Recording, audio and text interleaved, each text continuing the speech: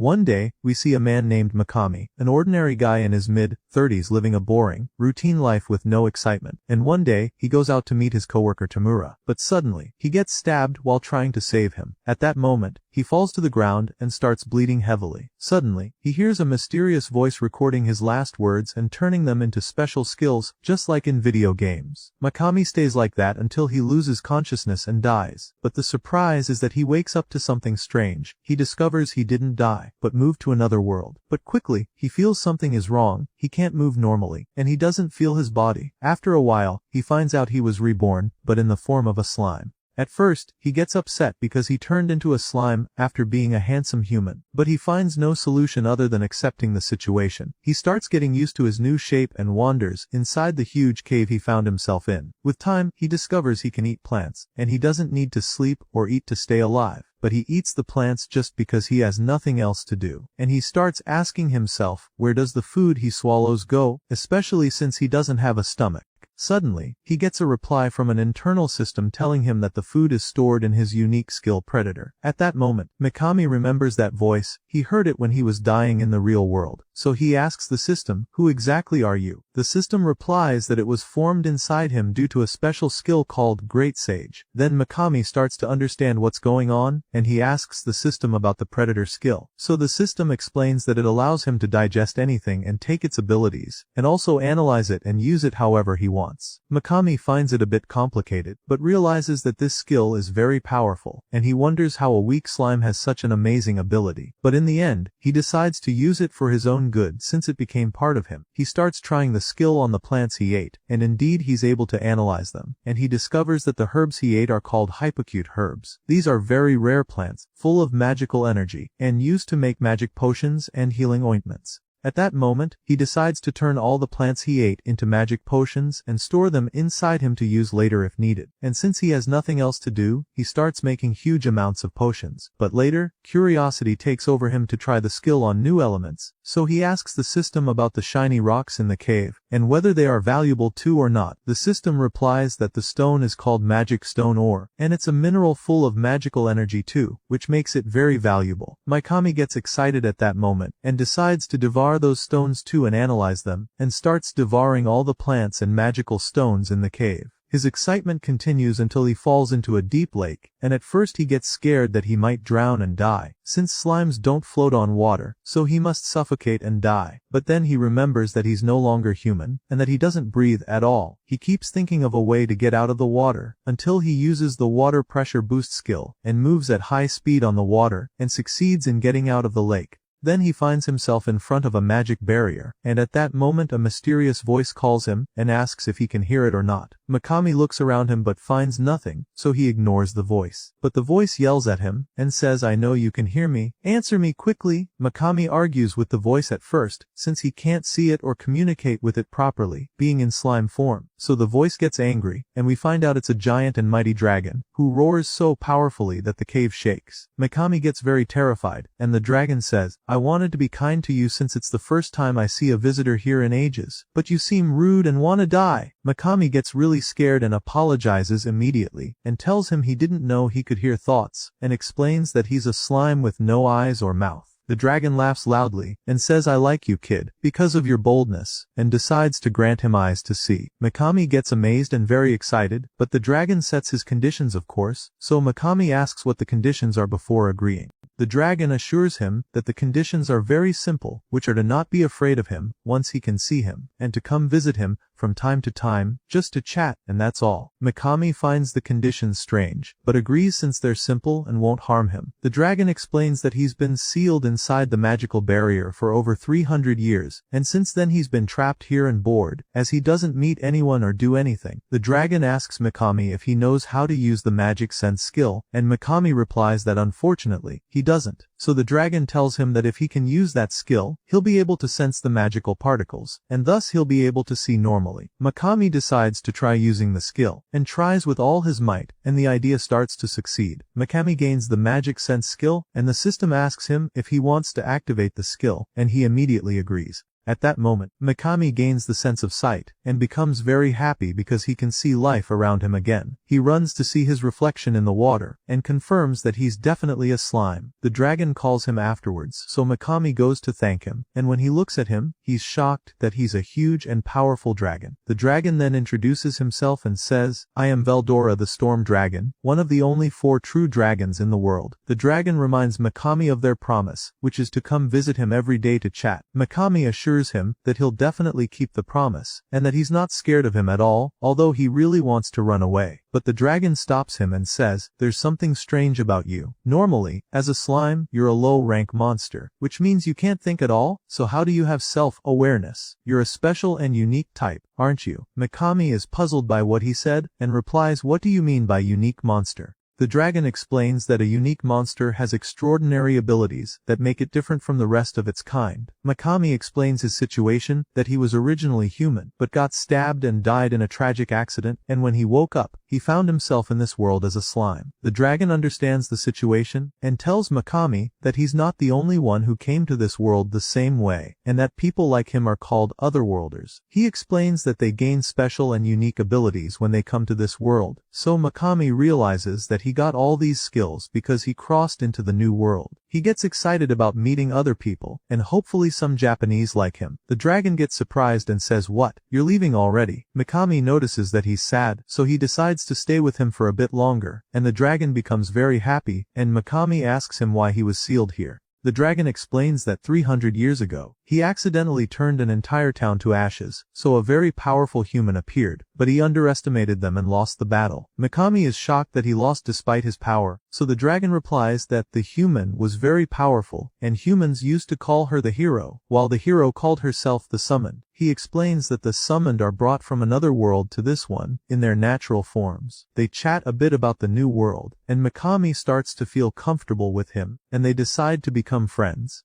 Over time, Mikami and the dragon start thinking of a way to break the seal the hero put on him, and Mikami tells him he's sad now that he found out his only friend in the new world has been imprisoned in a magic seal for 300 years. The dragon replies that he appreciates those feelings and wishes there were a way to get him out of the place, but in reality, the dragon will die anyway in another 100 years since his magic energy is about to run out. Mikami gets upset, because the dragon will die after all the years he's been trapped here, and suddenly gets an idea to try, which is devouring the prison using the predator skill, but sadly, the attempt fails. The dragon tells him he tried many things since the first day he got sealed, but all methods failed too, so Mikami asks the system if there's a way to free the dragon. The system replies that if he can analyze the prison from both inside and outside, then maybe he can remove it, and the dragon says it's a great idea, but sadly he can't analyze the prison from the inside, because his skills are sealed due to the magical prison he's in. So Mikami suggests giving him the data, while he analyzes it from the outside, and the dragon agrees and warns him it'll take a lot of time, asking if he really wants to stay here all that time. Mikami replies that the plan won't work, because he wants to leave and search for people from his country, Japan. He suggests a weird idea, which is to store him in his stomach, so he can keep him with him for as long as possible, instead of letting him die when his magic runs out. The dragon really likes the idea, and asks Mikami to do it right away.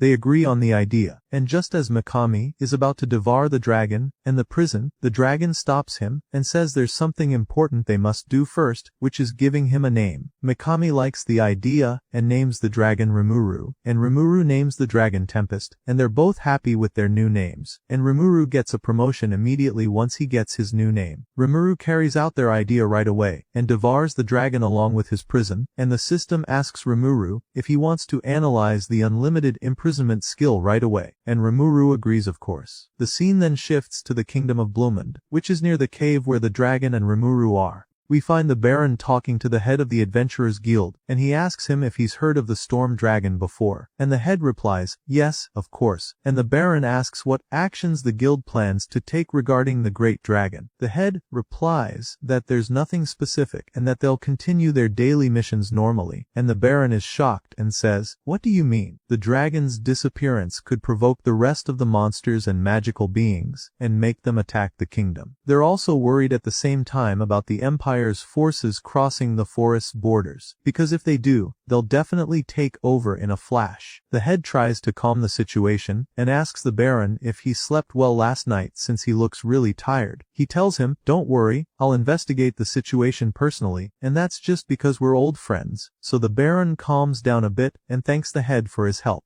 We go back to Rimuru in the cave after several days, and he's roaming everywhere in the cave trying to find an exit, but with no luck. But he devours everything he finds and gains as many useful skills as he can. But suddenly, a giant and terrifying snake appears to him, and Rimuru gets very anxious and doesn't know how to escape, but then gathers his courage, remembering that he faced the dragon before, and wasn't scared at all. Rimuru gathers his courage at that moment and strikes, with all his might at the snake using the water blade attack, and cuts its head off in seconds. Rimuru is amazed by the power of his impressive technique, which is way stronger than he imagined. He then thinks about devouring the snake using the predator skill so he can analyze it and gain new skills. So Rimuru devours the snake right away, and shivers at first because of its disgusting taste, but then gets thrilled with the amazing skills he gained like poison breath and heat sense. Not to mention that he can also mimic the black snake's shape, and Rimuru continues exploring the cave to gain even more useful skills. He attacks every monster he encounters inside the cave, defeats them, and devours them all, and by doing so, he gains many amazing new skills from all the creatures. Finally, after wandering in the cave for weeks, Rimuru reaches the cave's door at last, the only exit available, and thinks whether he can destroy the door using the water blade skill. But suddenly, the door opens, and he finds a group of adventurers entering the place. Rimuru hides immediately, and it's his first time seeing humans in this world, and he doesn't know why humans would come to a place like this. But it's clear that they're adventurers, and Rimuru thinks about showing himself to them, but remembers he's a slime, so if he appears before them, they'll see him as a monster and kill him right away. Rimuru waits until the adventurers enter the cave, then takes the chance and escapes outside. Rimuru is amazed by the view of nature outside, and joy fills him because he's finally free after being trapped in the cave. But suddenly, while walking in the forest, a group of goblin dwarves appears before him, and they look very nervous and scared of Rimuru, and the leader of the dwarves asks him, "Oh mighty lord, do you need anything from us?" Rimuru is surprised that they're calling him the mighty lord, and introduces himself, telling them he's just a slime. The dwarves get even more frightened, and tell him they're aware of his tremendous magical power. Rimuru asks them what they need from him, and the leader replies that they sensed the presence of a powerful magical being, so they came to check if there was any danger to them. Rimuru replies that he doesn't feel anything like what they're saying, so the leader says, "You must be joking. Even if you appear before us in that weak form, we can still sense your immense power," and they ask him afterward to help them protect their village. They take him to the village, and introduce him to the village chief, who explains that after the great dragon disappeared, strong monsters began coming to the forest to take it over, and a pack of strong wolves appeared trying to wipe them out and take their land. At that moment, the wolves actually reach the goblin village, and everyone gets scared and panic takes over them. All the villagers think of running away, but they don't know where to go. Rimuru reassures them, and tells them there's no need to worry. He'll defeat the wolves himself. The goblins are overjoyed and thank Rimuru for his help, and from that moment, Rimuru becomes the leader of the goblins. Rimuru gets ready to fight the wolves, and looks among the goblins for those who can fight, but he's shocked to find that only a few of them can, because most of them have weak bodies and are in very bad condition. But Rimuru tries to encourage them and make them feel the importance of the situation they're in, and tells them the important thing is to focus on giving their best in this battle. He asks them to take him to the injured members of the tribe, so Rimuru goes with the village chief to the injured tent, and finds that many of them are in very critical condition, to the point where the village elder has lost hope of healing them, and tells him they did all they could to save them but with no use. Rimuru checks the wounds of the injured himself, and finds that the wolves' claw marks have sunk deep into their bodies in a way beyond expectation, and at that moment, an idea pops into Rimuru's mind, and he brings one of the injured into his body to heal him, and when he brings him out, he's completely healed, as if nothing happened. The village chief and everyone else are amazed, and they get excited and try this method on the rest of the wounded, and Rimuru starts healing them with the healing potions inside his body, and he succeeds in saving them all in the end. The villagers thank him, and he asks them to help him build a large fence around the village, and in the evening we find the wolf pack preparing to attack the goblin village. Because the dragon's power disappeared, so now they can do whatever they want, and the wolf leader tells the pack that today is the promised day when they'll completely destroy the goblin village. All members of the pack get excited and rush quickly to attack the village, but they're shocked as soon as they arrive when they see a fence surrounding the village from all directions. The leader's son notices Rimuru standing in front of the fence waiting for them, and the wolf leader is surprised to see a slime challenging them. Rimuru tells them that if they don't retreat, he'll have to wipe them out, so the leader yells at him and asks how he dared to order them, when they're the pack of hungry wolves, and the leader orders the wolves to attack the village and destroy it along with the fence. At the moment the wolves get close to the fence, the goblins shoot arrows at them and succeed in taking them down, not to mention the steel threads that hit the wolves as soon as they get close and kill them. The wolf leader gets furious when he finds out that the threads were made by Rimuru, and he attacks with all his strength and incredible speed toward Rimuru, without realizing how strong Rimuru really is. At the moment the leader is about to pounce on Rimuru, Rimuru grabs him with the sticky threads he placed as a trap, and as the leader struggles to free himself and finish off Rimuru, Rimuru prepares the water blade skill and slices the leader's head off his body. The leader's son and the rest of the wolves are shocked by what's happening, and that their leader is dead, and Rimuru calls out to them, and tells them they now have two choices, either surrender or die, and Rimuru is afraid they might continue fighting to avenge their leader, which would make things difficult if they attacked all at once, and he thinks of a way to scare them, so he activates the predator skill and devours their leader and analyzes him in front of them, and Rimuru gains several new skills like telepathy, intimidation, and strong sense of smell. Rimuru then transforms into the form of the wolf leader, and all the members of the pack are amazed at the sight they're seeing. Even the goblins are confused and don't understand what's happening. Rimuru tells the wolves that if they obey him, he'll allow them to leave safely. He uses the intimidation skill and terrifies them all, but something strange happens, and the wolf pack approaches Rimuru, and he thinks they still want to fight, but to his shock, all members of the pack submit to him, and Rimuru returns to his slime form. At that moment, the villagers realize they've finally won the battle, and the celebration continues among the villagers and happiness fills their faces.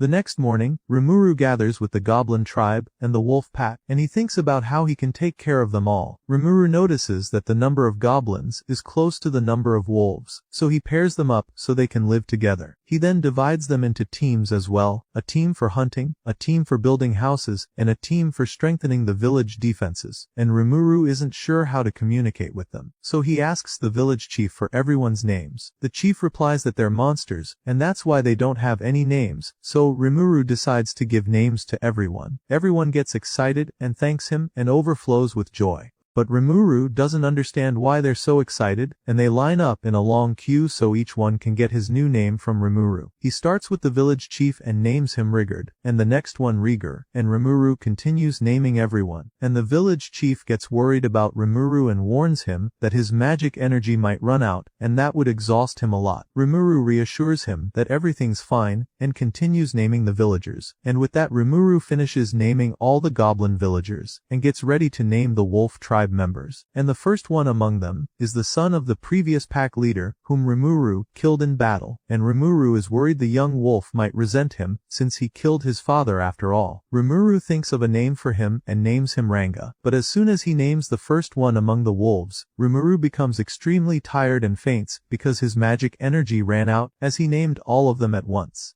Everyone gets worried about Rimuru, and the system informs Rimuru that he'll enter sleep mode, because the supply of magical particles he stores has completely run out. Rimuru remains in that state for 3 days, until he finally wakes up and regains consciousness, and at that moment he's surprised by a strange girl in front of him, but she seems to know him, and welcomes him warmly, and tells him she'll go inform the village chief that he's awake. The village chief comes in and is completely shocked by Rimuru's new form and how strong he's become. Rimuru asks him what happened during the past 3 days, and the chief explains that all of this happened because he gave them names, which allowed them to evolve. Rimuru now understands the reason behind the villagers' happiness when he decided to give them names. Ranga enters excited and very happy that Rimuru recovered, and Rimuru is surprised by everyone's joy and the fact that they've all evolved and become stronger. But Rimuru is stunned when he sees that all the hungry wolves have evolved, even though he gave a name to Ranga only. Ranga explains to him that they are all one, meaning they are all connected through their brotherhood, and that's why Ranga's name became the name of the entire clan. Rimuru understands that they all evolved through a shared name, and Ranga tells him their name is no longer the Hungry Wolves, and now it's the Storm Wolves. Rimuru then thinks about how to provide food and shelter for this large number, so they can live safely, and he returns to the village and gathers all the villagers. Rimuru tells them that they are now one big family, and that's why they need to set rules and laws for everyone to follow, and he gives them 3 main rules they must stick to. The first is not to attack humans, the second is no fighting among themselves, and the third is not to look down on other races. Everyone agrees to the rules, and one of the goblins asks him why they shouldn't attack humans. Rimuru explains to him that the reason is simple, it's just because Rimuru likes humans. Everyone agrees to the 3 rules, and Rimuru explains that humans live in groups, and if they kill one of them it might lead to war, due to revenge, not to mention that harmony is much better, because it will make life easier in many ways. Rimuru then appoints the village chief as the ruler of the goblins, and Rigurd becomes very happy with Rimuru's trust and thanks him from the bottom of his heart. After that, everyone works on strengthening the village defenses, building shelters, and gathering food from the forest. But Rimuru isn't satisfied with the weak houses the goblins are building, or the poor clothes they're wearing, so he decides to go to the nearest town to meet the dwarf craftsmen and get their help in building the houses. And indeed, he sets off on his way with a team of wolves and goblins. We see Rimuru heading into the forest with his friends to go to the town and meet the dwarves. They keep moving along the Amildo River path to the north to reach the town of Dwargan, the Dwarven Kingdom. But Rimuru and the friends stop for a while on the road to rest. Rimuru asks Rigur about his family and learns that he had a brother with a name, but he died in the battle between the wolves and goblins. So Rimuru asks Rigur about his brother and how he got his name.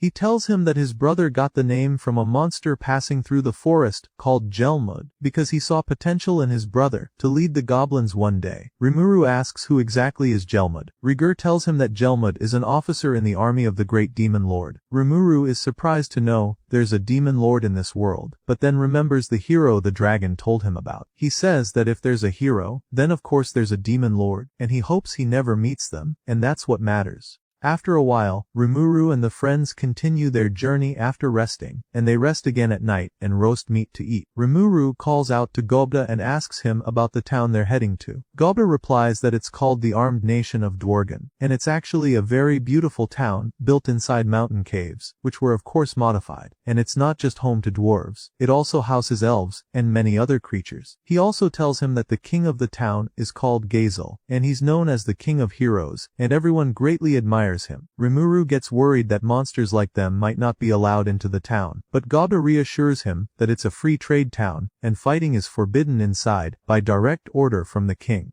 We learn that the king's strength comes from the power of his army, which is the dwarf army, known for not being defeated in over 1,000 years. Rimuru is amazed by the strength of the dwarf king and his army. Gobda is about to tell Rimuru that the last time he went, he got into a fight, because they didn't let him in, but Rigur interrupts and tells Rimuru that everything will be fine, so there's no need to worry at all. The next morning, they continue on their way, until they reach the nation of Dwargan. Rimuru is very excited to meet the dwarves and elves. He asks the friends to wait for him outside, and tells them he'll go in with Gobda only, to avoid drawing attention inside if they all enter as a group.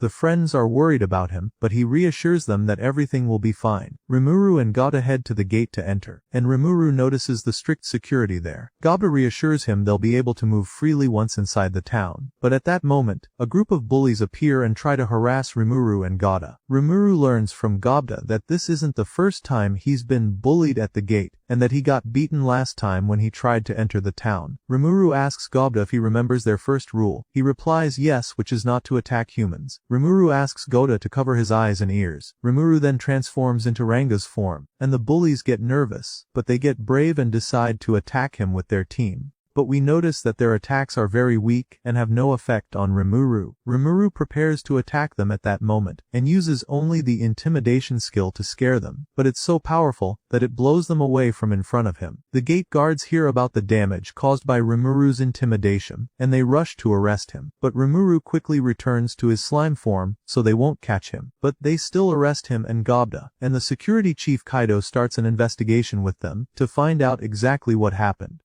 The chief learns the truth from Rimuru and the witnesses who saw the incident. At that moment, a report comes to the chief about a serious case at the mine, where a group of dwarves were badly injured in the accident that happened. The chief asks the soldier if they have any magic potions, and the soldier replies that all of them were allocated for the war. Rimuru steps in at that moment and tells him that he can help them with the magic potions he makes. He gives them a large barrel of potions. The chief is shocked by Rimuru's ability to create that quantity in an instant and takes the potions to try them, since he has no other option. After the chief saves his dwarf friends, they return together to thank Rimuru for his help. The chief also releases Rimuru and lets him out of prison. He then takes him to have a meal as thanks for his help. Rimuru asks him to introduce him to a skilled blacksmith to help them build houses, weapons, and clothes. The chief takes him to his friend the blacksmith, and Rimuru is surprised to learn that this blacksmith is the chief's brother. The chief introduces him to his older brother Kaijin, and we learn that the friends Rimuru helped with his potions are the chief's and the blacksmith's brothers. Kaijin welcomes Rimuru, and when he learns that he's the one who saved his brothers, he thanks him for helping them. Kaijin asks what Rimuru needs from him, but apologizes because he's currently unavailable due to the minister's impossible requests. Rimuru suggests that he help him and supply him with magic stones in exchange for helping build the village's houses and clothes. Rimuru shows him a sample of the stones, and Kaijin is amazed by the quality of the metal, which is 100% pure. Kaijin agrees immediately and decides to send a team of craftsmen to build his village. Everyone quickly gets to work making the swords so they can deliver them on time. But they're also worried that they might not finish the order on time. So Rimuru decides to help them and uses the analysis and replication skill to create more copies of the sword. The dwarves are amazed by how Rimuru creates all those copies in an instant. With that, he creates more than 20 swords in seconds. Everyone celebrates completing the order on time, and Kaijin thanks Rimuru for his help.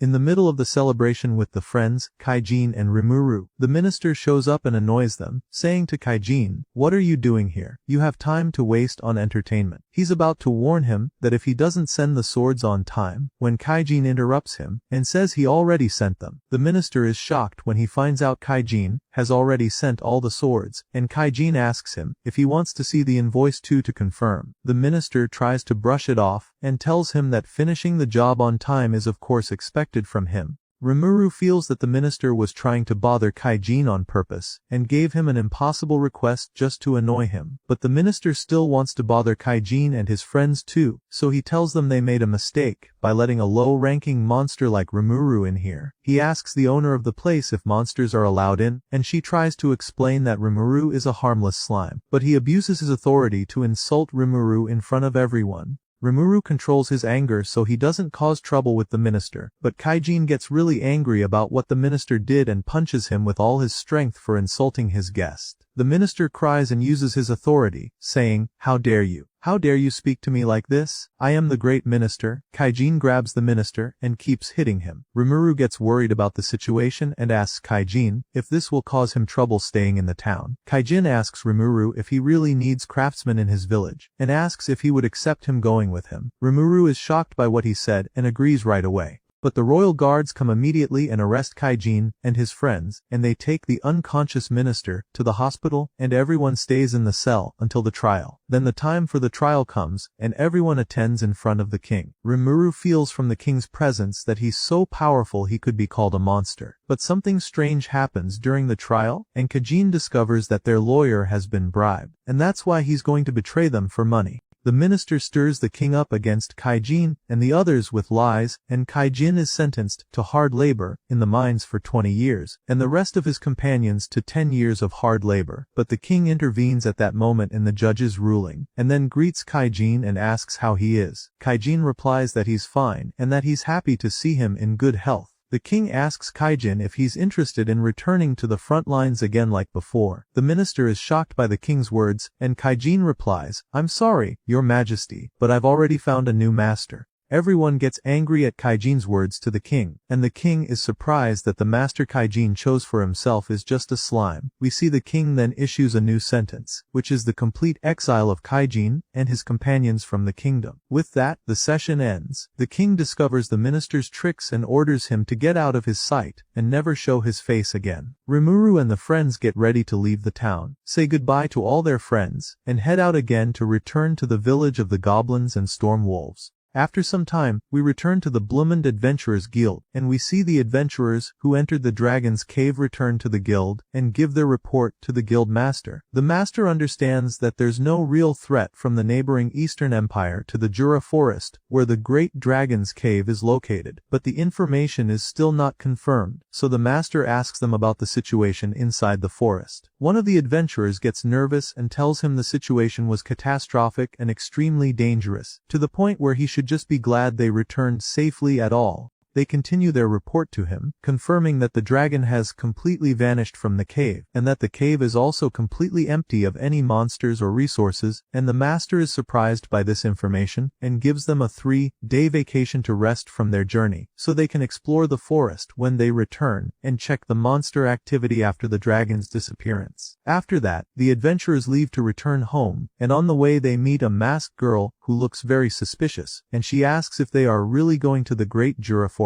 One of the adventurers is surprised and asks her why she's asking, and she requests to accompany them there. The adventurers agree and introduce themselves to her, and we learn they are Aaron, Kaval, and Guido, and the girl introduces herself as Shizu. They tell her they will head out on their journey in 3 days, and everyone goes home. We return to Rimuru with the storm wolf Ranga, who transforms into his original form in front of him and teaches him the new Black Lightning skill. Ranga is amazed by the power of this new attack, and they continue exploring the area, and Rimuru is very happy with the current state of his new town, especially after a week has passed since they returned from their last journey. We see the dwarves working on developing the town, and all the ogres are closely watching them to learn their excellent skills, and they continue building houses, making clothes, jewelry, and weapons. Time goes back to the moment Rimuru arrived in the village, and he's surprised by the very large number of ogres in the area. The village chief explains that they all came when they learned Rimuru personally provides protection to everyone in the village. Rimuru is surprised by the number and asks the chief how many refugees there are, and he tells him there are about 500 ogres, and Rimuru thinks for a moment about turning them away, but then remembers that after the dragon's disappearance, all the monsters became active, which is extremely dangerous for all low-ranking monsters. So he's forced to agree to let them join the village, and with that, the population increases, and the village turns into a town. Rimuru begins giving names to the 500 newcomers, and everyone evolves, and he spends 3 days as usual resting to recover his magic.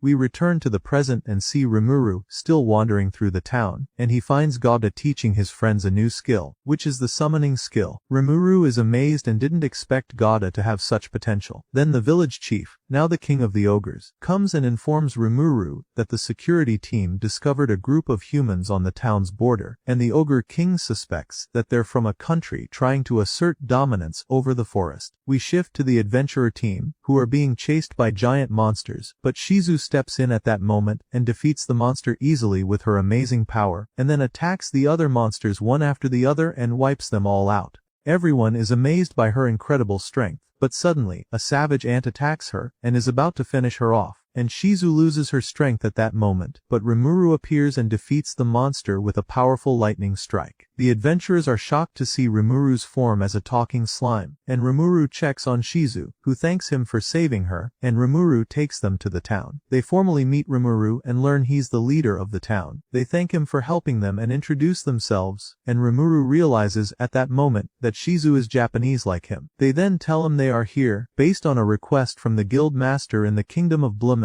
and they tell him their whole story. He understands from them that the dragon's disappearance created a huge threat for all neighboring countries, which started because of the excessive monster activity, and Rimuru explains to the adventurers that he's building a town for themselves in the forest, and asks if the guild has any objection to that, but they're not sure what their country's opinion is. After that, Rimuru goes out with Shizu, and we learn that she suspects he is also from Japan like her, and they both admit to each other that they are indeed from Japan, and they're happy to meet. Shizu asks him how he came to this world. Rimuru tells her his story from the moment he was stabbed up until now, and learns from her that she's not like him, and was summoned. He asks her when she was summoned, and what happened to her at that time. She replies that one day, her town was burning, because of the war, and bombs were falling heavily from the sky, and while she was running away with her mother, unfortunately, she died, and that's when she was summoned to this world. Rimuru then decides to use the telepathy skill to show Shizu his memories, and the skill succeeds, and Shizu sees the world Rimuru came from, and how his life used to be.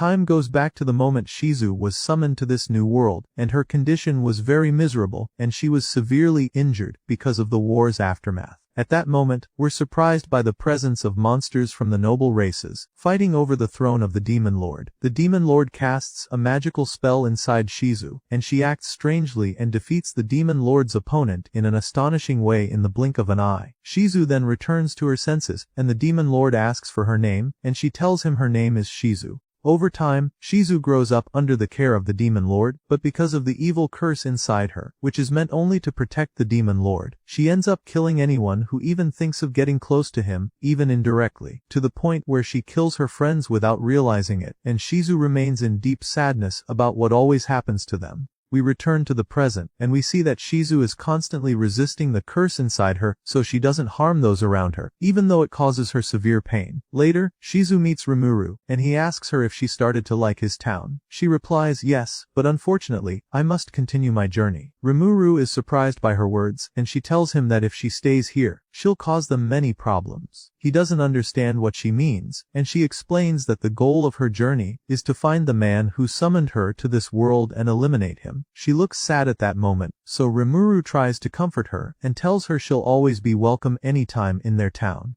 We also see the adventurers getting ready to return to their country, and Eren asks Shizu if she'll go back with them. She's sad that Shizu is going to part ways with them. Shizu replies, I'll be happy to be with skilled adventurers like you, but unfortunately there's something important I must do in this final journey. Eren is confused by her words and asks her, what do you mean? She tells her, I've lived for decades, so of course I won't live much longer. Eren thinks she must be joking and brushes it off.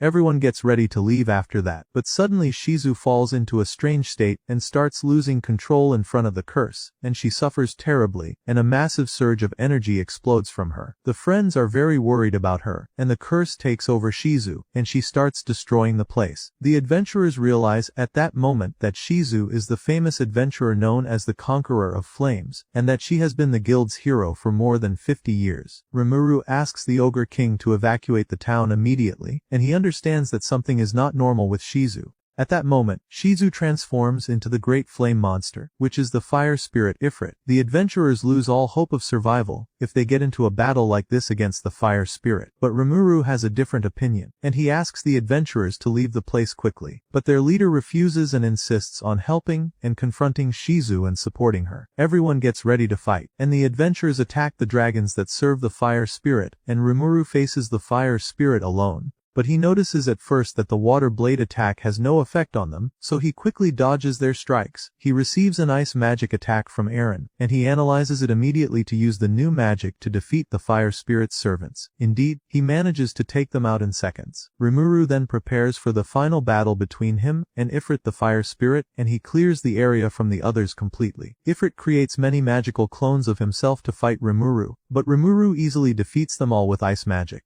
Only Rimuru and Ifrit remain, and Ifrit uses the ultimate fire circle spell and traps Rimuru inside a deadly fire tornado. Rimuru is scared at first, but then he realizes he's unharmed because he has heat resistance. Rimuru attacks Ifrit and binds him with his spider threads. Ifrit is shocked and keeps trying to burn Rimuru with his flames, but it's no use. At that moment, Rimuru uses the predator skill and devours Ifrit. With that, the battle ends and Shizu returns to her senses again, but she's unconscious. We see Ifrit inside Rimuru, trying to use his flames, but the great dragon appears to him and explains that he too must give up because it's impossible to escape from here. Ifrit is stunned by the presence of the storm dragon here, and at that moment, he realizes he's truly no match for Rimuru. We return to Rimuru as he checks on Shizu after saving her from the curse's control. She regains consciousness and starts telling him about her suffering, and how upset she always is because she ends up killing the people closest to her due to her curse. She tells him her full story, and Rimuru feels deep sympathy for her. She asks him to end her journey and devour her, because she truly hates this world, where she's always been in pain. Rimuru hesitates at first, but then agrees to her request, and she becomes very happy. He learns from her the name of the demon lord he must take revenge on for her, Leon Cromwell, one of the most powerful demon lords. At that moment, Shizu dies, and Rimuru fulfills her wish and devours her using the predator skill. We see the adventurer friends very worried about her, but they also feel reassured since Rimuru is with her. But unfortunately, as soon as they reach the tent, they're shocked to see Rimuru in human form, looking exactly like Shizu. Rimuru tells them what happened, and that Shizu passed away, and that he fulfilled the request she asked of him. After that, the friends bid farewell to Rimuru, as they're finally heading back to their country, and they also need to report everything that happened in this adventure to the guild master. After a few days, Rimuru continues to develop his town and strengthens himself as well, so he can prepare for the next adventure and take down the demon lord Leon, just as Shizu asked him to. Time passes, and we see major progress in Rimuru and the ogres developing their town. Rimuru feels very relaxed, because everyone is doing their jobs without him having to order anyone to do anything. Rimuru enters his tent to transform into his human body, and he tries using human senses again, since it's been a long time since he felt like a human. He then thinks about the skills he acquired, and asks the system if he can use the replication skill that Ifrit used in their battle. He finds out he can use all his skills however he wants, so Rimuru is happy and tries it right away. The Ogre King then comes to give him his report, and immediately goes to prepare a proper feast for Rimuru, since he'll finally be eating with them for the first time. Now that he's in human form, Rimuru then goes to the hunting team, and they tell him there's been some strange movement in the forest lately, because of migrating monsters caused by the environmental shift. Rimuru is surprised by their words, and he calls out to Ranga and asks him to go with the hunting team to the forest, to check the situation, and protect them if there's any danger. The scene shifts to Rimuru as he visits the cave where he and the storm dragon were trapped. It's the first time he's visited the place since they both left it. He remembers the storm dragon, his first friend in this world, and also Shizu. Then he gets an idea to use the degenerate skill he recently acquired to combine skills together. He fuses the storm dragon's black lightning skill with Shizu's scorching flame skill, and this creates a very powerful and dangerous new skill, black flame. Suddenly, Rimuru receives a message from Ranga asking for help, and it looks like he's in danger. Rimuru rushes quickly to reach him and the hunting team, and he finds them in the forest right away. He sees that everyone is badly injured, and 2 monsters are responsible for all of it. We see Ranga still fighting 2 more of those monsters, and a fierce battle is taking place between them. One of the monsters uses her strong magic and manages to block Ranga's attack. Rimuru then finds out that this monster team consists of 6 members from the same tribe. Rimuru learns that they're from an evolved species of ogres. Rimuru approaches them and asks if they're willing to resolve the issue between them without violence. But he notices that they have a bad impression of him, and they think he's an evil person named Majin. The monsters shout at him and demand that he reveal his true identity. Rimuru is confused by their words and is about to explain the situation, but their leader won't listen and draws his sword and attacks him immediately. Rimuru dodges the attack easily, then fights back and defeats them all with no effort. Rimuru tries again to convince them that he's not evil, and that he's not the one they're looking for, but it's no use. They attack him again, so Rimuru is forced to show them his true power, and he uses black flame in front of them. Suddenly, the leader's sister steps in and stops the fight, and explains to them that Rimuru is not their enemy, and that he's not the one who attacked and destroyed their village. The leader finally understands the situation and realizes that Rimuru is not the villain who destroyed their village. With that, the situation calms down, and both sides agree to talk. The ogre leader asks Rimuru, "Who exactly are you?" Rimuru explains that he's just a slime, and he transforms into his slime form. He also explains that the mask is just a keepsake from someone dear to him. At that moment, they are sure that Rimuru is not their enemy, and the leader apologizes for the trouble they caused him. After that, Rimuru takes them to the village so they can rest and tell him what happened to them.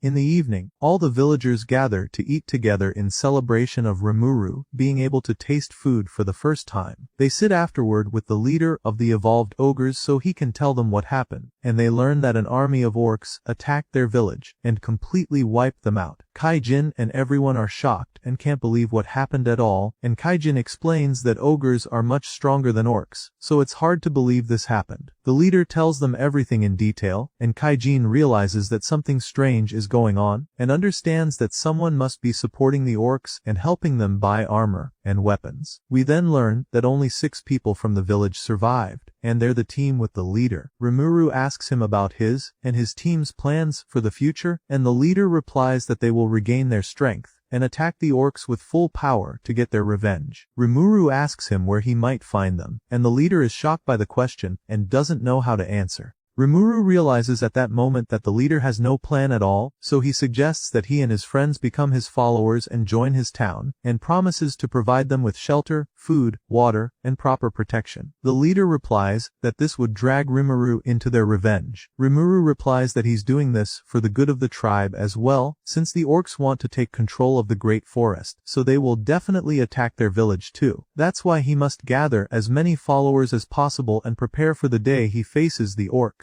The leader asks him to give him some time to think about it, and he sits with one of his subordinates to reflect. His follower tells him the offer isn't bad, but the choice is yours in the end, Your Highness. The leader keeps thinking and feels very angry about his weakness. The next morning, he goes to Rimuru and tells him he agrees to the offer, but only on the condition that he will separate from him after defeating the orcs. Rimuru replies that they can do whatever they want, and if they want to stay by his side and help build a nation, he has no problem. The leader pledges his loyalty to Rimuru at that moment, and with that, the evolved ogres become Rimuru's followers. Rimuru asks him to raise his head and calls him to gather the rest of the ogres. Rimuru decides at that moment to give them all names, and the friends are surprised and try to explain that it's not that easy and requires a large amount of magic power. Rimuru assures them everything will be fine, and indeed he names the ogres and immediately passes out. As soon as he wakes up, he sees that their appearances have changed, and the leader explains that they've evolved from ogres to Kijin.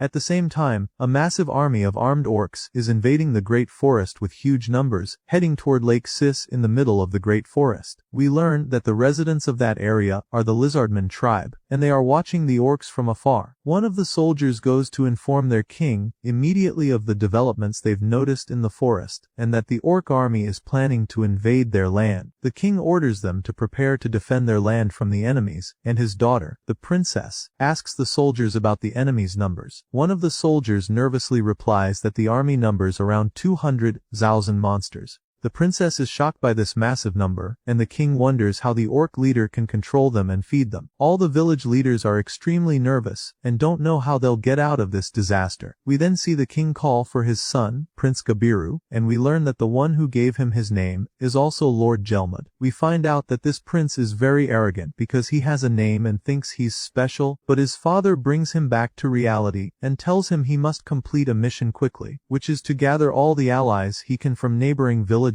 and lands. We return to Rimuru's town and see the elder Hakuryu training the village children in swordsmanship, and he's a very strict teacher. At the same time, we see the prince and his team heading out to complete the mission, just as his father asked. He heads straight toward Rimuru's town, but believes that he's very powerful, that he's the strongest monster on earth, and that he doesn't need anyone's help. He also thinks that all factions should follow him, since he's a special person and Lord Gelmud gave him a name. Meanwhile, his teammates keep praising him non-stop.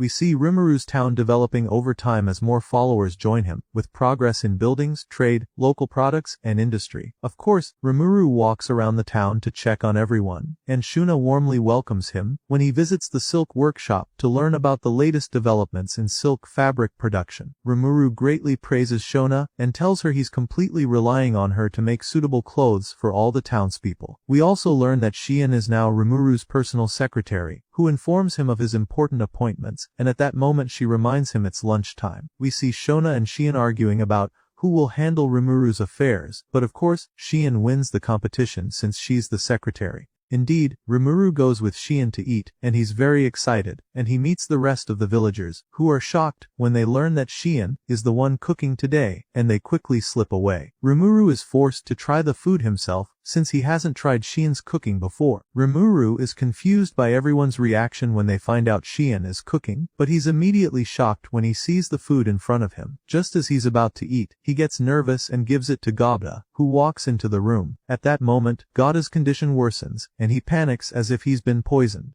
We return to the Lizardman tribe and see their prince on his way to gain the cooperation of all the villages in the Great Forest. He then heads to Rimuru's town, and the prince is thinking about dominating Rimuru, who is just a slime in his eyes, so he can control all the powerful monsters under his command. Back in Rimuru's town, we see Kaijin with Kurobe thinking about inventing new weapons and materials, and they're getting along really well. We see Rimuru sitting with them to check on work progress, but then the Ogre King enters and informs him that an envoy from the Lizardman village wants to speak with him. Rimuru goes with the Ogre King to meet the Lizardman prince and runs into his Kijin friends along the way, so they go together to see if the Lizardmen will be friends or enemies. As soon as Rimuru arrives, we see the Lizardmen glorifying their prince with a full dramatic entrance, as if he's a legendary hero. Rimuru and his friends are confused by what's happening. The prince makes a very theatrical entrance and introduces himself to them, saying he is Gabiru, prince of the Lizardmen, and the future leader of the Lizardmen. Rimuru becomes very annoyed by Gabiru's arrogance, and decides he must teach him a proper lesson. Even Shien is almost ready to explode with anger. Gabiru tells them that they should become his followers, because of the orc threat invading the Great Forest, and says that if they join him, he'll protect them, the weak ones, from this great danger. But the moment he calls them weak, he looks at them, and can't find a single one who fits that description, so he gathers with his men quickly, and asks, where are the low-ranking ogres we're supposed to recruit? Gabiru speaks arrogantly again, and everyone gets angry. They all ask Rimuru to let them kill him immediately, and Ranga is ready to take down the arrogant Gabiru, but Rimuru stops him. Gobda arrives at that moment, so they let Gobda face the Lizardman prince in a combat challenge. If the prince defeats Gobda, then the Storm Wolves will join them. Rimuru encourages Gobda and tells him that if he wins, Kaijin will make him a special weapon, but if he loses, he'll have to eat Shien's food forever. Gobda gets fired up and defeats Gabiru with a single strike in the blink of an eye. Rimuru then tells the Lizardmen to take their prince and leave immediately, and that he'll think about whether to help them or not. But the idea of becoming their subordinate, they can forget it completely. Indeed, they take their prince and run away. We see the great orc army advancing in incredible numbers through the great forest. One of Rimuru's people watches them and finds out their number is exactly 200,000 orcs, and he sends all the information to Rimuru and informs him that the army is heading north along the river, meaning they're going straight toward the Lizardman village.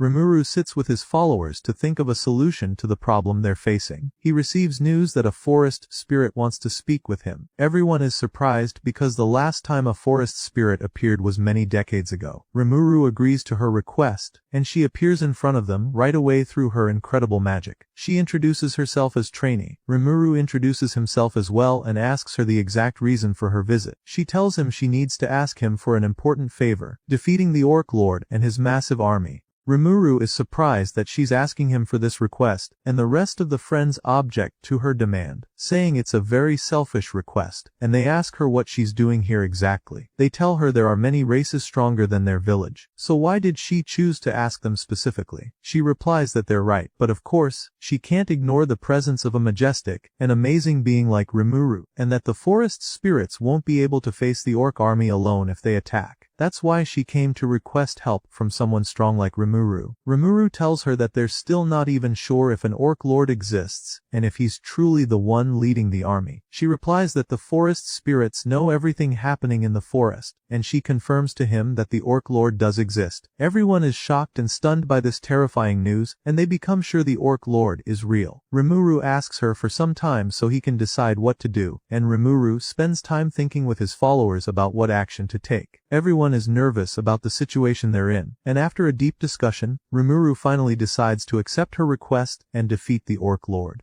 At that moment, Rimuru thinks he must form an alliance with the Lizardman village, but he needs to find someone reasonable among them to speak with instead of the arrogant Gabiru, the Lizardman prince. So he asks Sui to take on this mission, and Sui personally contacts the Lizardman's leader to convince him to form an alliance to defeat the orc army. Rimuru agrees to his request, and with that, the plan is ready to cooperate with the Lizardman village to face the orc army. In the evening, Gabiru finally wakes up after having fainted during his fight with Gobda. He doesn't understand what happened or how he was defeated so easily, but of course, he says that Gobda cheated, and that's how he beat him, and naturally, his followers believe him and praise him as usual. At that moment, the evil Majin who deceives the arrogant Gabiru appears, and tells him that he serves Lord Gelmud, the one who gave Gabiru his name. The name of this villain is Laplace. Gabiru welcomes him enthusiastically, and the villain tells him that the orc army is being led by the orc lord, and that's why Gabiru must dethrone his father and take his place. Gabiru thinks about it, and says he was planning to lead the Lizardmen once he defeated the orc army anyway, but now he must take over the tribe quickly. With that, the villain executes his plan to weaken weaken the Lizardman tribe by making the arrogant Gabiru their new leader. At that time, Sui arrives to meet the Lizardman king and delivers Rimuru's message, an offer for an alliance to face the orcs. The Lizardman king is nervous at first, but knows he must accept the alliance in order to defeat the orc army and the orc lord leading them. The king is even more surprised when he learns that the forest spirits are the ones who requested Rimuru to defeat the orc lord, and he immediately agrees to the alliance, but on the condition that he meets Rimuru in person. Sui agrees to his request and informs him they'll meet here exactly 7 days later. Sui leaves afterward, and the king gathers all the soldiers and informs them about the new alliance, and that they'll finally be able to face the orc army. Everyone gets excited and cheers for the king.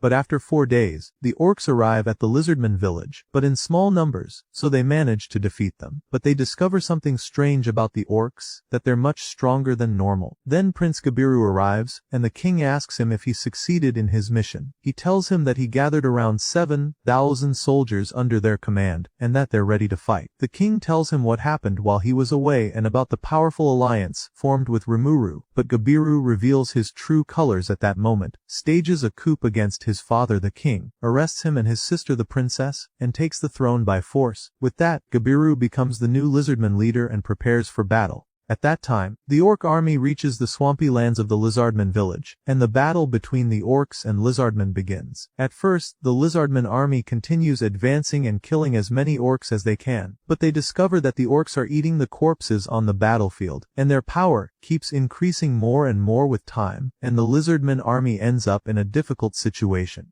The scene shifts to Rimuru and his followers on their way to the swamps to sign the alliance treaty to face the orc army. With him are Benimaru, Shien, Hakuro, and Sui, who goes ahead to secure the path, along with Ranga of course, and the rest of the storm wolves and ogre knights. On the way, Sui discovers a battle going on between the orcs and the Lizardmen, and the one leading the Lizardman squad is the personal guard captain of the Lizardman king. We see her fighting a high-ranking orc, and Sui asks Rimuru if he should help the captain. Rimuru asks him first if he can finish him off quickly and help her. Sui launches with full power and eliminates all the orcs in the area. Rimuru arrives and finds that the captain is badly wounded. He immediately uses his healing potions and treats her. The captain wakes up at that moment and asks who Rimuru is. He introduces himself, and she asks him to save her father, the king, and her brother, the prince. Rimuru is surprised by the situation and asks her what's going on. She tells him about her brother's coup and how his arrogance made him believe he could defeat the orc army alone. She tells Rimuru that if they don't act quickly, the orc lord will wipe out the Lizardmen entirely. Rimuru decides to form the alliance with the princess on behalf of her father, and they set out afterward to defeat the orc lord. He asks Sui to use the shadow movement skill to free the Lizardman king. Everyone sets off afterward to complete the mission.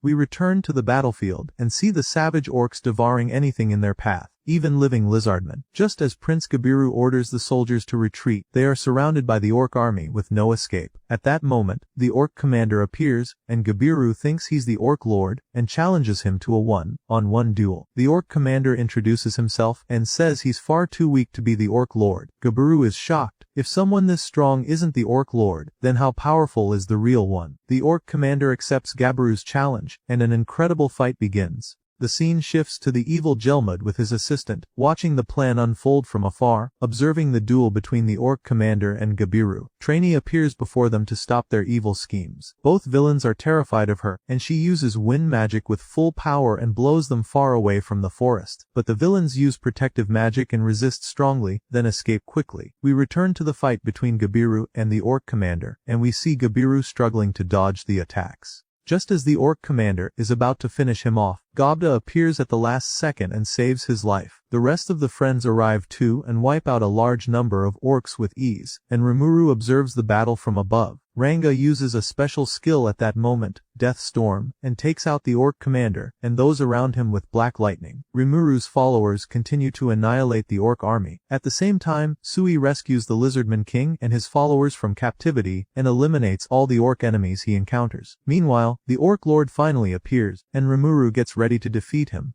At that moment, Gelmud appears as well and asks Rimuru's followers how they dare to ruin his plans. Rimuru realizes that this is the one who gave the Ogre King's eldest son his name, and also gave Gabiru his name. We learn that his plan is the birth of a new demon lord under his command. Rimuru's Kijin friends realize that this is the villain who destroyed their village. Gabiru thinks Gelmud came to help them fight the orcs, but he's shocked when Gelmud orders them to become food for the orc lord. At that moment, the Orc Lord is confused and asks what he means. How will he become a demon lord? Gelmud explains that if he devours them, he will evolve into the disaster class orc and become a demon lord. Then Gelmud uses his power and launches a strong attack on Gabiru and his men. Gabiru's men jump in and take the hit to protect him, and Gabiru is deeply saddened for his men. Gelmud prepares to finish him off as well, but Rimuru intervenes at the last moment and absorbs the attack with ease. He gives Gabiru healing potions to treat the wounded Lizardman. Then he grabs Gelmud and starts hitting him hard. Gelmud begs the Orc Lord to help him defeat Rimuru, but the Orc Lord recalls his past life. His name was Geld, and the misery he lived in before gaining power.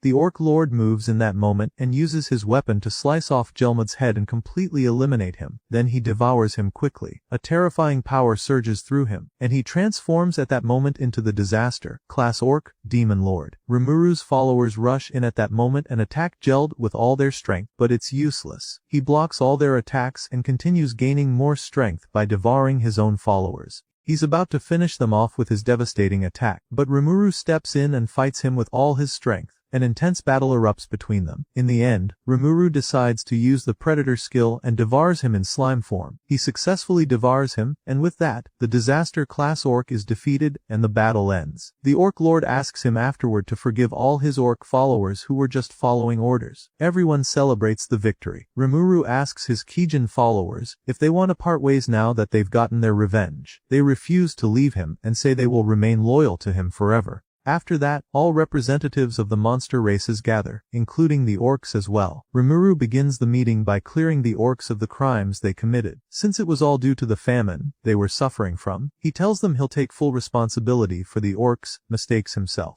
Then he asks everyone for their opinion on what he said, and everyone agrees. But the Orc Lord asks where the orcs will live. Rimuru thinks of a solution and realizes their number is huge, around 150,000 orcs. He comes up with the idea of importing food and fresh water from the Lizardman, while the ogres provide shelter and housing. In return, the orcs will work as laborers. In other words, everyone will be part of one unified cooperative nation. Then Rimuru asks everyone if they agree with this arrangement, and he also asks Trainee if this suits her. She agrees as well and promises to offer her help too, and she appoints him as the leader of this monster nation. Rimuru then appoints the son of the former Orc King as the new Orc King, and he names him Geld, after his father. He continues giving names to all the orcs, and he also gives the name Abiru to the Lizardman King. We then see Abiru sentencing his son Gabiru for the crime of treason he committed, and the punishment is exile and banishment from the Lizardman village. And so they take him and cast him out of the village. As he walks away, he's surprised that his followers are leaving the village with him too. Meanwhile, we see the mastermind demon lord sitting with Gelmud's assistant, talking about the failed plan. They discuss what to do about Rimuru next, and we learn that this demon lord's name is Clayman. 3 months later, we see great development in the town's affairs, and Rimuru is happy that the town is in a better state and always progressing. But suddenly, something strange happens, and Sui informs Rimuru of an emergency. Hundreds of knights riding Pegasi are approaching the town, and their leader is the hero king and ruler of the nation neighboring Rimuru's monster town. Indeed, the dwarf king hero descends and meets Rimuru, and Kaijin welcomes him warmly. Rimuru introduces himself to the dwarf king and asks about the reason for his visit. The king replies that he came to learn Rimuru's true identity, and that's, of course, through his sword. The king challenges Rimuru to a duel, and Rimuru immediately agrees, and a stunning sword battle begins between them. Trainee also appears to witness everything that's happening. Rimuru successfully blocks all of the king's attacks, and with that, he's declared the winner of the match. The king then praises Rimuru and asks if his sword master is Hakuru, the same one who also taught the dwarf king swordsmanship. In the evening, everyone celebrates together. The dwarf king proposes forming an alliance treaty with his nation, and Rimuru naturally agrees, and with that, their nation is officially recognized as an independent state. They then think about a name for the new country, and they name it Jura Federation, marking the alliance between the dwarf kingdom and Rimuru's nation. 2 days later, the dwarf king visits Rimuru's town again. Rimuru is surprised by his visit now, so the king replies that he came to give him a gift. Everyone is shocked when they learn that the gift is Minister Vesta. The king explains to Rimuru that Vesta's presence is no longer useful to him, but since Rimuru's nation is still new, he'll be of great help to them. Everyone is stunned, and Kaijin asks the king if this will harm the dwarf kingdom, so why is he doing it? The king replies that the alliance between the two nations is very important, and that's why he asks both him and Vesta to continue developing this town and raise it to the highest level. The dwarf king bids them farewell and returns to his kingdom. At that moment, Rimuru meets Gabiru and his men, who he finds in his town. He asks him why he came as well, and Gabiru asks him if he can join them and become one of his followers. We also see the princess has come too to join Rimuru's followers and gain experience. Unlike her brother, who was expelled from the village, Rimuru agrees to their offer to join him and gives them names of their own as well. Everyone is happy with the names they received. He grants the rest of the Lizardman tribe special names too, turning them from ordinary Lizardmen into Dragonutes, who now look entirely human, and he places them under Sui's command. With time, the town continues to develop, and Rimuru gives Vesta a special place to continue his research on magic potions. Rimuru is very pleased with all this progress. Meanwhile, the villain group is watching the recorded video of the battle between the orc disaster and Rimuru. They get excited about confronting Rimuru, but their leader explains that using violence is difficult because of an old pact that bans violence between them and the Great Forest. Milim responds by saying that after the storm dragon left, none of the old pacts matter anymore. She sets off to investigate the situation and tells her companions not to get involved in her new mission. At that time, Rimuru is in his town and senses an enormous magical force rapidly approaching. Indeed, Milim arrives with tremendous power and introduces herself to him, telling him she heard he's the strongest in this town and came to meet him. Rimuru welcomes her and introduces himself as the leader of the town. Milim asks him if his human form is just a transformation or what. Rimuru shifts into his slime form and asks her what she wants exactly. She says she just came to introduce herself. Rimuru is stunned, and suddenly Shion appears and attacks Milim with full force. Ranga grabs Rimuru and quickly takes him away from the area. Rimuru tries to explain the situation to him, and we're surprised by Milim's incredible power. She blocks Shion's attack effortlessly. The others continue attacking her with all they've got, but it's no use. Milim uses only a small portion of her strength and defeats them easily. Rimuru challenges her and says he'll launch only one attack. If it lands, she has to end the fight and leave immediately. But if he loses, that means he'll be her servant forever. He uses the Analyze Eye from the system and finds out that her magic power is 10 times greater than his. He starts thinking fast for a solution and launches his attack, making her taste something very delicious. She loves it and becomes eager to know what it is. Rimuru tells her that if she admits defeat, he'll give her more of that amazing food. We learn it's sweet honey he found in the mountains and ate plenty of. Milim resists with difficulty. She proposes to call it a draw instead, and in return, she promises not to approach any of them again. Rimuru agrees to the deal and gives her the honey. Milim takes it and eats it happily. She then asks him if he'd like to become a demon lord himself one day. Rimuru is surprised and asks her what someone gains by becoming a demon lord. She tells him that strong opponents will come to fight him from all over the world, and that's really fun. He replies that he's not interested in that kind of thing at all. Milim asks him, then what does he do to enjoy life? He tells her there are many things besides fighting that bring happiness. He then asks if there's anything else fun about being a demon lord besides battles. She tells him he'll also lead many Magin and humans. He says wouldn't all that just get boring? He starts walking back home, but Milim stops him and tells him he's not going anywhere until he tells her what's more fun than being a demon lord. She keeps begging him sadly. She asks him to tell her what he does that brings him joy so she can join him. And she also asks him to take her to his village. Rimuru agrees, but under one condition, that she treats him as her lord in front of his people. She agrees, on the condition that he also treats her with full respect. They agree to become friends. He brings her to the village and asks her not to cause any trouble. They go to the village, and Rimuru introduces Milim as a demon lord, shocking everyone. But everyone learns that Milim is an ally, and they're very happy with the news. Rimuru is surprised that Milim is this famous.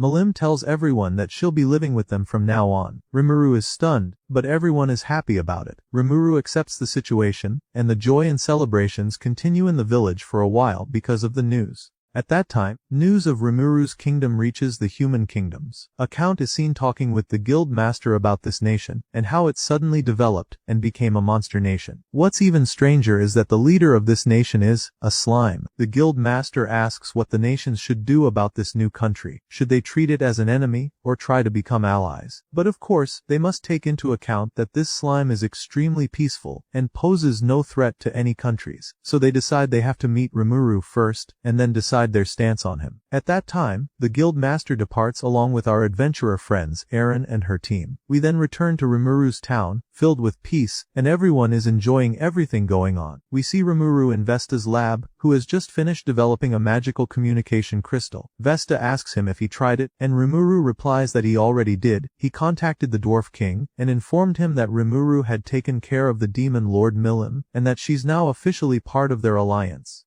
After that, they test the new healing potions they made. We learn that it's composed of 99% extract from the hypocoot herb. This makes it the highest grade healing potion in the world. Everyone praises Vesta for his excellent work. Rimuru then suggests selling the potion to make it a valuable source of income for the town. Kaijin thinks it's a great potion, and says they shouldn't waste it for daily use, because that would devalue it. Vesta agrees, and suggests Rimuru negotiate with the Dwarf King to manufacture lower grade potions here in the town, since the main source is the Dwarf Kingdom. Everyone agrees to the idea, and Rimuru heads out to check on the rest of the town. Suddenly, he's surprised by massive explosions in the center of town. As soon as he arrives, he finds all the townspeople gathered in one place. Sui tells Rimuru that a new guest has arrived in the town and Milim is checking things out. At that moment, Rimuru sees that Milim has taken someone down. She tells him that the guy tried to mock them, so she taught him a proper lesson. We flash back to the moment those people arrived and introduced themselves to the Ogre King. They're a group of knights under Demon Lord Carrion, known as the Black Leopard Fang, led by Phobio. They came to take control of the town and make it submit to them. Their leader strikes the Ogre King hard when he protests. At that moment, Milim appears and terrifies the leader. She strikes him with immense force. He tries to block her attack, but it's useless. We return to the present after Milim tells Rimuru everything that happened. He tells her, "Didn't we agree not to cause any trouble in the nation without my permission?" She replies yes, but this was different. He tells her she defended the Ogre King, so he'll forgive her this time. But as punishment, she's not allowed to eat today. She bursts into tears and says that's too cruel. She goes to punch the leader again, saying, "It's his fault for making me mad." She's about to hit him again, but Rimuru quickly stops her, and gives her food to calm her down.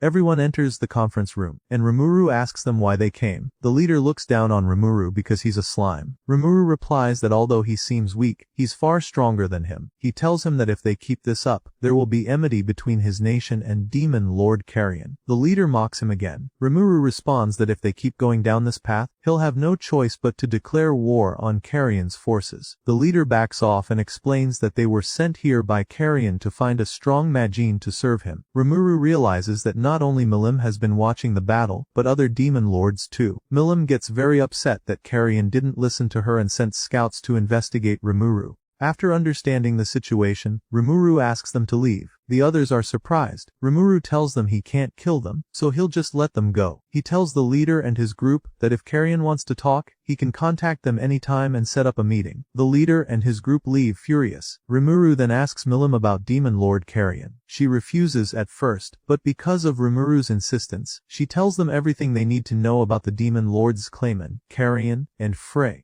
Everyone understands now that they've become targets of the Demon Lords. They decide to consult Trainee about this for advice. The scene shifts to one of the nations surrounding the Great Forest, Falmouth Kingdom. We learn that this kingdom sent an army to defeat the Orc Disaster Demon Lord. They're led by a man named Yum. At that time, Yum and his team arrive at the outskirts of Rimuru's town. Suddenly, our adventurer friends, Erin's team, appear running from a giant night spider monster. Yum's team steps in to defeat the monster, and Yum takes the lead in attacking. Then Gobda and the Ogre Knights show up, and they recognize Erin's team. Gobda quickly attacks the monster and defeats it in seconds. Yum and the guild master are amazed by Gobda's strength. Gobda takes the spider back to town to have it for dinner. He brings all the adventurers to meet Rimuru, and Rimuru introduces himself and his nation. He asks them if people from Brumund and Falmouth came to investigate their town. Yum acts arrogant toward Rimuru as usual, seeing him as just a slime. He asks why all these monsters follow a simple slime. Shion gets angry at Yume for insulting Rimuru. He insults her too. She punches him hard, and he passes out. Rimuru later heals him with a potion. Rimuru then proposes an alliance treaty with the two human nations. He tells them they already have an alliance with the Dwarf Kingdom. The envoys are shocked. He tells them he'll ensure safe routes for trade through his nation. The guild master asks if the Dwarf Kingdom really recognizes the monster nation as a legitimate state.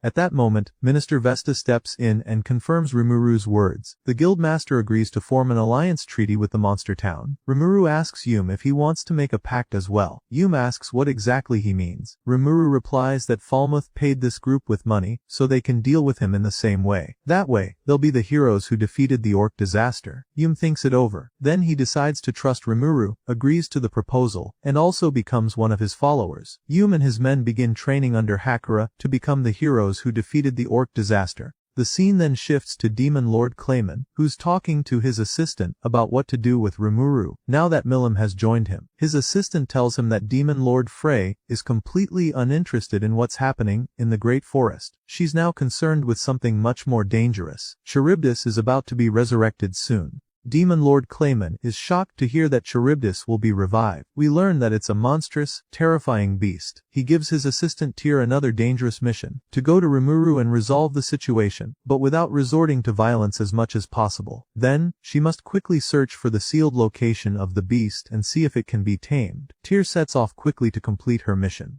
We go now to the Black Leopard Fang Knights, and we see that their leader is still furious with Rimuru. His companions try to calm him down and tell him there's nothing they can do as long as Demon Lord Milim is there. Even their own Master Carrion can't do anything in her presence, but the leader refuses to accept that, and decides he must get revenge before returning. His friends try to reason with him, telling him revenge would be difficult or even impossible given their current situation. At that moment, one of the evil Magin arrives and introduces himself. His name is Footman. He tells them he's a member of the moderate Harlequin Alliance, and he's called the Angry Mime Clown. Tyr appears alongside him, and tells them not to worry, they're not enemies. On the contrary, they're here to help them take revenge. The leader's friend tries to warn him about these people, but Phobio doesn't listen, and gets swept up in the villain's words. They tell him that if he wants to become strong, he must draw upon the power of Charybdis, and become a demon lord himself. Phobio decides to become a demon lord to be more useful to Carrion, and he accepts their offer. He then says goodbye to his companions and sets off with the two clowns on his new mission.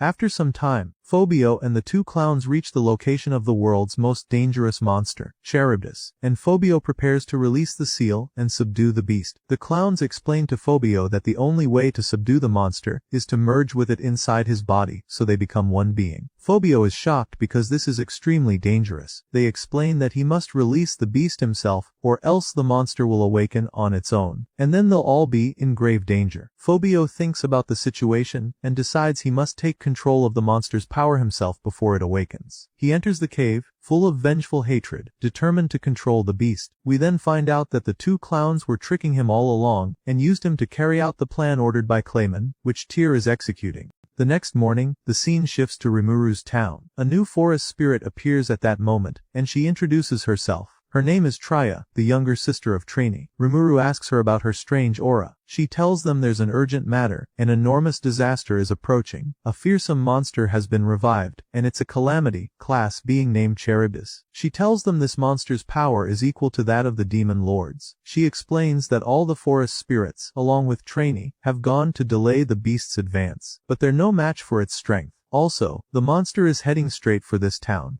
Rimuru is shocked by this news, and they head to the conference hall so she can explain everything in detail. They learn that this monster is the child of the great storm dragon, born from a cloud of Veldora's magicules. Rimuru realizes in that moment that he and Charybdis are essentially siblings, and that Charybdis is targeting him. Everyone starts thinking about how to deal with this problem. Milim offers to handle it herself, but everyone refuses, saying they shouldn't rely on her to solve all their problems just because she's their friend. They say they must protect their nation themselves. Milim is deeply saddened by this, and Rimuru is nervous too, but he agrees with their words. He commands everyone to prepare for the upcoming battle against Charybdis. After that, Rimuru sits with the guild master and the adventurer friends, and he tells them his secret, that he's from another world and came to this one after dying in his own world. He also tells them his entire story from the beginning, including his promise to Shizu to defeat the demon Lord Leon. Then we see the terrifying monster heading with its army directly toward Rimuru's city, and Rimuru confirms at that moment that the monster is indeed coming to the town for him. We see all of Rimuru's forces ready for battle. Even the king of the dwarves arrives with reinforcements to help them in the upcoming confrontation. The companions keep advancing and fighting the flying sharks of the monster's army. They manage to take down the first two. Everything seems to be going perfectly. Milim asks Rimuru to join the fight too. He tells her that he ordered her to stay in the town. She responds that she came here just to watch at least, because staying in the kingdom is way too boring. We see Suie shining with his unique skills, taking control of one of the flying sharks and making it eliminate the other sharks. The companions continue to fight until they defeat all the flying sharks. After that, only Charybdis remains. All the companions head to defeat it. Rimuru asks the system for a proper way to defeat the monster, but unfortunately the system doesn't know the answer. Then the monster attacks using its hard-scale manipulation ability, but the companions keep resisting, and Ranga, Sui, and Shion launch their attacks on the monster. But Rimuru stops them at that moment, telling them what they're doing is just useless foolishness. He decides to face the monster himself. Rimuru uses the gluttony skill to devour all the hard scales effortlessly. He asks the companions to retreat, telling them he can handle this himself and reassures them. The companions follow Rimuru's orders. Then they launch into battle against the monster with full force. The battle continues for a long time with no result. But suddenly, Rimuru hears the monster mention Milim's name in anger. It wants to kill her. Rimuru realizes at that moment that the monster's rage isn't directed at him, but at Milim, which means this battle was meant for Milim all along.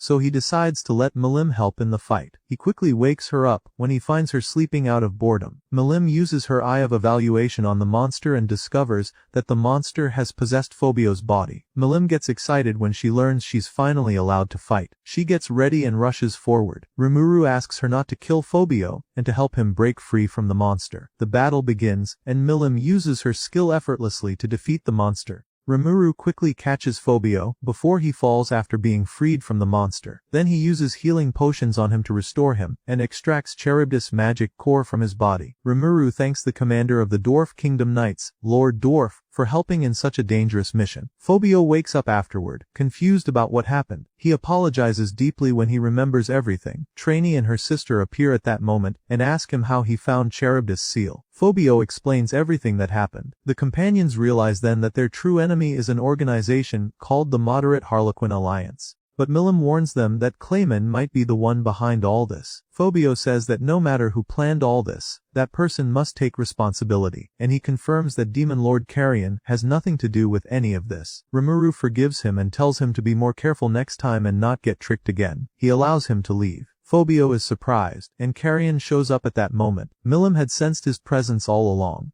Carrion then introduces himself to Rimuru and asks him if he's the one who killed Jelmud. Rimuru responds yes, and asks if Carrion is thinking of revenge. Carrion refuses and orders Phobio to get up, then strikes him hard as punishment. He asks Rimuru to forgive his subordinate, and tells him he owes him a lot for saving Phobio. He says that if Rimuru ever needs anything, he'll always be there to help. Rimuru proposes that Carrion joins their alliance. Carrion agrees immediately and declares himself Demon Lord of the Beast Kingdom Carrion, a new member of their alliance starting today, and swears his allegiance. Carrion takes Phobio with him, and says goodbye to Rimuru, returning to his kingdom. And thus, the dangerous mission ends. In the evening, everyone returns to the town, and they examine the resources they gathered from the monsters' bodies. They cut up the shark meat to prepare it for dinner. Kaijin collects the scales to use them in making armor and weapons. Everyone continues to celebrate the amazing victory and enjoys a peaceful time for a while. Then Milim says goodbye to everyone, and tells them she'll be leaving for a while to return to her duties. She reassures them that she'll speak with all the demon lords, and make sure they don't interfere with their town again.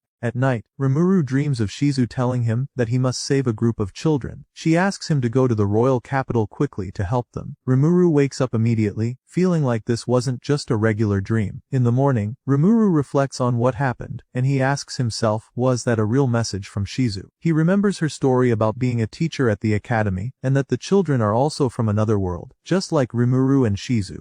At that moment, Rimuru decides to travel to Ingratia's capital to see those children. He informs everyone about his decision, and they become worried about him, but Ranga reassures them that he'll accompany him and protect him with his life if needed. Rimuru asks them to protect the town as best they can, tells them a temporary goodbye, and sets off on his new journey. After some time traveling, Rimuru arrives at the capital, and of course, he's shocked by the massive number of people there. He wanders around searching for the school, and as he walks through the city, he's amazed by its incredible development. He heads to meet with the Free Guild master, and the assistant takes him to the waiting room until the master arrives. At that moment, the master Yuki enters, and he appears to be a completely normal human. He welcomes Rimuru and introduces himself. But suddenly, Yuki senses something strange in Rimuru. Rimuru asks him about himself and tells him that he's the leader of the Jura Federation. But Yuki focuses on the mask Rimuru has, and he asks, is that Shizu's mask? Rimuru replies yes, and part of my ability as a slime is to imitate the forms of beings I consume. That response surprises Yuki, and he attacks Rimuru at lightning speed, but Rimuru easily deflects the attack and tries to calm him down. Then he surprises him with a word from their original world, Japan. Yuki calms down and realizes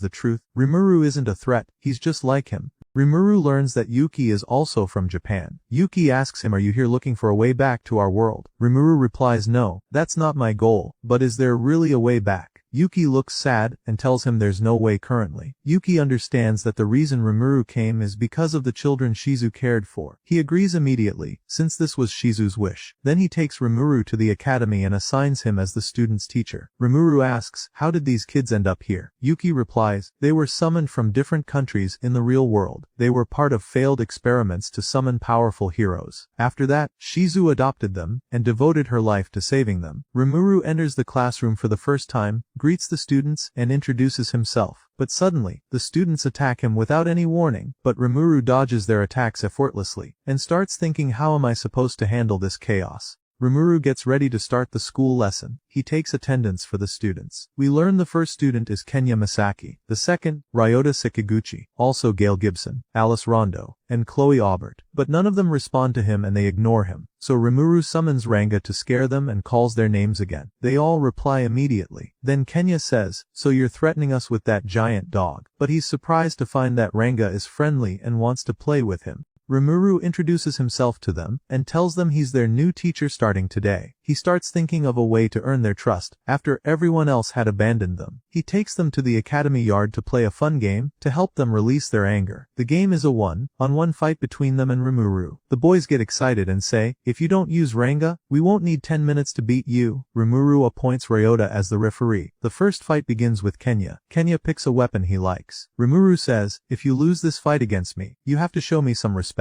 The fight starts, but Rimuru dodges all of Kenya's attacks effortlessly. It goes on like that until Kenya gets tired. Time runs out, and Rimuru wins. Next up is Chloe, who loves comic books. The match starts, and Rimuru is surprised by Chloe's ability to use water magic. She traps Rimuru in a water prison and prepares to hit him with water blades. But of course, Rimuru doesn't give up and escapes her magic easily. He wins again. Then he goes to praise her for her amazing skill. Chloe cries with joy. Next is Gale's turn, and he uses impressive magic bullets. But Rimuru absorbs them easily, shocking Gale. So Rimuru wins again. Then it's Ryota's turn, and it's the same outcome. Even though he's very strong, he still loses to Rimuru like the others. And the same happens with Alice. Afterward, Rimuru discovers that the energy in their bodies has dropped significantly. He thinks of a way to regulate their power, and considers sealing the energy. But the system tells him the energy is fused with their souls, and no one can separate it. So Rimuru realizes he doesn't have much time to find another method. He tells the children they've now seen how strong he is. He swears on Shizu's mask that he'll protect them from any danger. All the children are stunned when they see the mask. Rimuru tells them that when Shizu entrusted him with the mask, she also entrusted him with them. At that moment, the children decide to trust him. Rimuru promises he'll never let them down.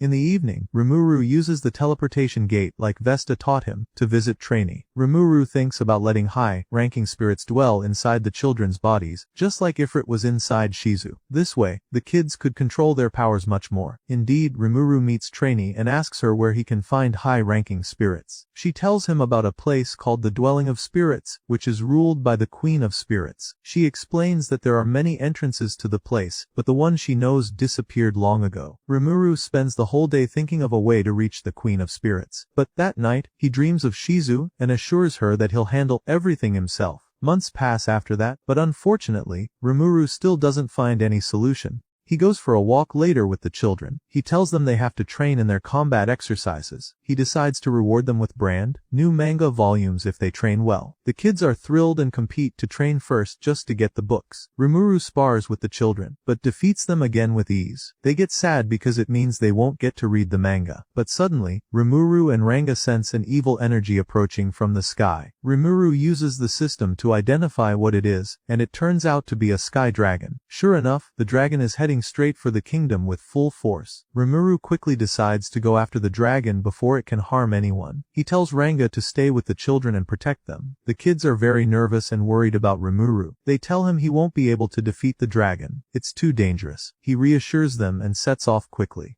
At that time, the kingdom's knights are fighting the dragon with all their strength, but none of their attacks affected at all. Just as the dragon is about to finish them off, Rimuru appears at the last moment, blocks the attack easily, and uses his power to devour the dragon. With that, he saves the kingdom. Everyone believes the hero was the one who saved the town. In the evening, Yuki tells Rimuru that a merchant named Miles has invited him to dinner. He also allowed the kids to come along. Rimuru asks him what the invitation is for. Yuki replies that it's because a mysterious warrior saved his life today, and of course, everyone knows Rimuru was the one who saved them from the dragon. Rimuru asks Yuki if the merchant can be trusted. Yuki says yes. He has an official merchant certificate from the Kingdom of Blumend and the Free Union. In the evening, Rimuru and the kids go to the dinner, and the kids really enjoy the food. We see the merchant sitting with Rimuru and thanking him for saving him. Rimuru talks with him about economics and trade, and tells him about his town. Rimuru suggests he visit the town. Everyone agrees to visit and establish mutual trade. The merchant realizes that the deal could be very profitable for both sides. Rimuru says goodbye to the merchant and heads home. He later finds out that the merchant's wife knows information about the dwelling of spirits and the Queen of Spirits. He asks her if she knows anything and how he can get there. She tells him the location and how to reach it in exchange for a generous payment. It's in the Olga Nature Park, in the northern part of a border nation called the Republic of Algracia. Rimuru and the children set off for the location and finally arrive at the forest. And they finally arrive at the dwelling of spirits, standing before the gate. Rimuru asks the children if they're ready for the adventure and explains to them the dangers they might face inside. The kids get motivated and enter the dwelling of spirits with Rimuru. On the way in, everyone is amazed by the stunning entrance view, and Rimuru senses the presence of traps inside designed to distract them. But suddenly, a group of spirits starts talking to them through telepathy, trying to scare them. Rimuru asks the spirits if they live here and requests that they guide him to the high-ranking spirits. The spirits laugh at him and tell them they'll show them the path, but only on one condition. A strange path suddenly appears in front of them. Rimuru and the children have no choice but to proceed through it.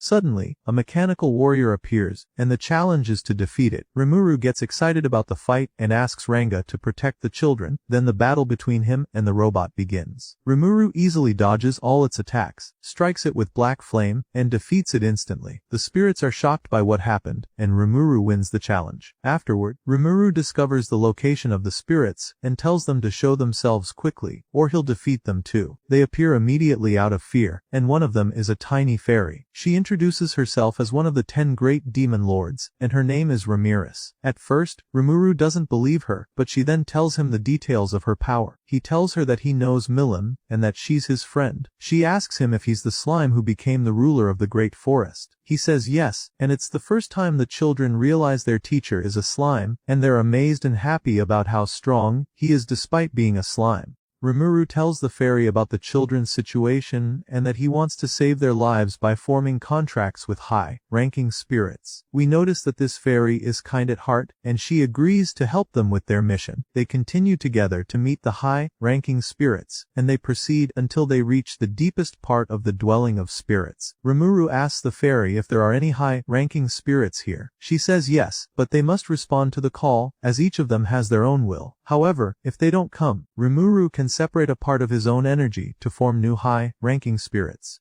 and the time comes to summon the spirits, so Rimuru asks the fairy what they should do to call them. She tells them to call out by saying help, or let's play, and if any spirits are interested, they'll show up, and the summoning will be successful. The kids get nervous in case nothing responds, but Rimuru reassures them. Gil goes first, and he's very nervous, so Rimuru comforts him and calls out in his own special way. There's actually a reaction at that moment, and what appears are scattered fragments from other spirits. So Rimuru decides to use all these fragments to create a new high-ranking spirit using his skill, and the process is successful. A new high-ranking spirit appears for Gil, and the mission is completed perfectly. Next is Alice's turn, and the same idea happens with her. Rimuru also uses his skills, and she too receives a new high-ranking spirit. Then it's Kenya's turn, and this time a true high-ranking spirit appears immediately on its own. It greets them and introduces itself as a spirit of light, and it turns out she knows the fairy. Kenya agrees with the spirit, and the contract is made. A contract is also made with Ryota through creating a new spirit, and we see the wonder of Chloe, who summons the strongest spirit of all. Everyone is amazed and doesn't understand what's happening, but suddenly the spirit appears. It's the embodiment of the ancient hero's spirit, and it successfully dwells inside Chloe. Everyone is happy with completing the mission, and that all the children are now safe. Rimuru thanks the fairy for her help, and she becomes very shy from their thanks. Then Rimuru and the kids return, and he meets Yuki and tells him what happened. He asks if he'll give the children new identities and make them members of the Federation. Yuki replies that it's an excellent idea and that of course he'll do it, if the children want it.